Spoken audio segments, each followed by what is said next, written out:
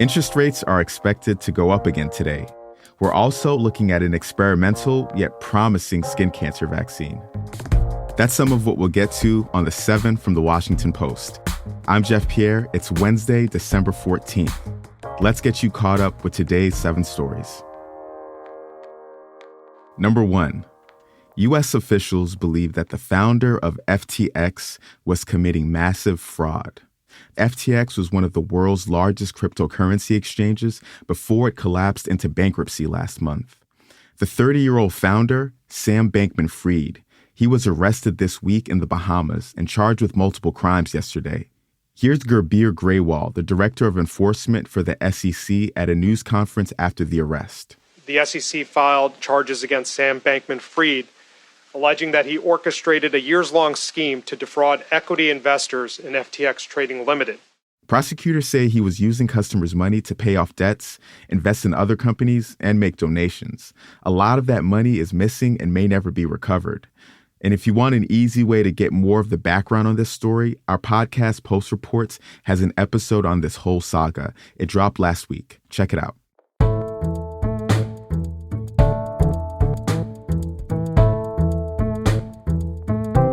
Number 2. The Federal Reserve is expected to raise interest rates again today.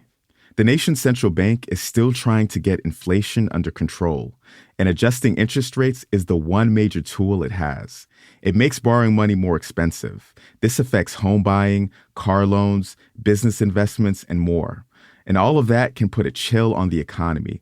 There have been signs of progress. The latest data on rising prices was released yesterday. It showed inflation slowed again last month.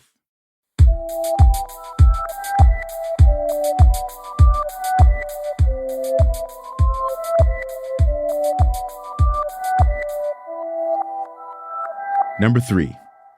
The Texas Attorney General's office tried to get data on transgender people.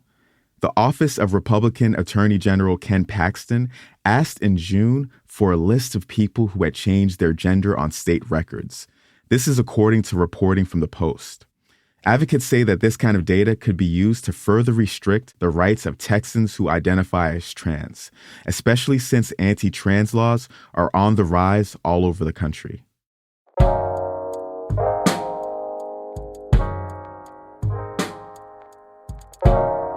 It's been 10 years since the devastating Sandy Hook school shooting. That's our 4th story today. On December 14th, 2012, a man walked into Sandy Hook Elementary and opened fire, killing 20 first graders and 6 adults. Since then, efforts to change gun policies in any significant way have failed repeatedly, and there have been over 3,500 mass shootings in the U.S., according to one tracker. Hundreds of thousands of students in the U.S. have been exposed to gun violence since 1999.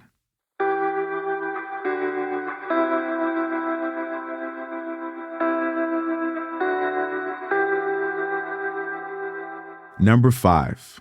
A huge storm triggered blizzards and tornadoes across central states.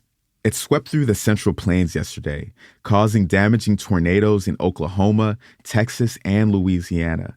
It dumped 6 feet of snow in the Sierras earlier this week. About 10 million people from the Rockies to the Great Lakes are under some kind of winter weather alert, and the Northeast could get heavy snow later this week.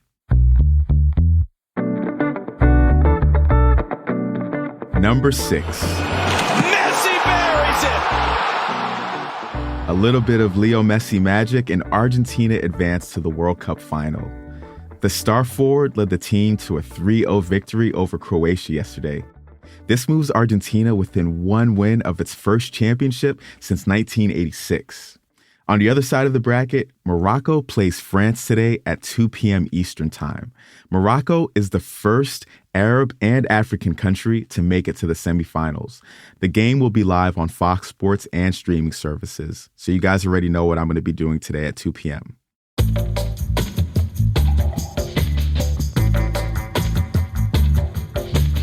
And at number 7, an experimental skin cancer vaccine has shown promising results. The shot is from Moderna. It uses messenger RNA technology and was found to be effective when used with a second cancer drug. This is according to early findings released yesterday. It's a first for these types of vaccines. They're faster to make, which is key for cancer treatment.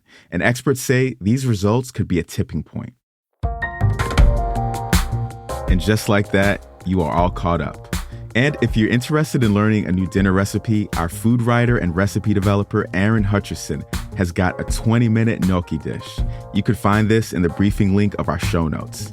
Have a great day, and hey, a little favor just for me. Tell somebody you know about this podcast. I'm Jeff Pierre, and I'll meet you back here tomorrow.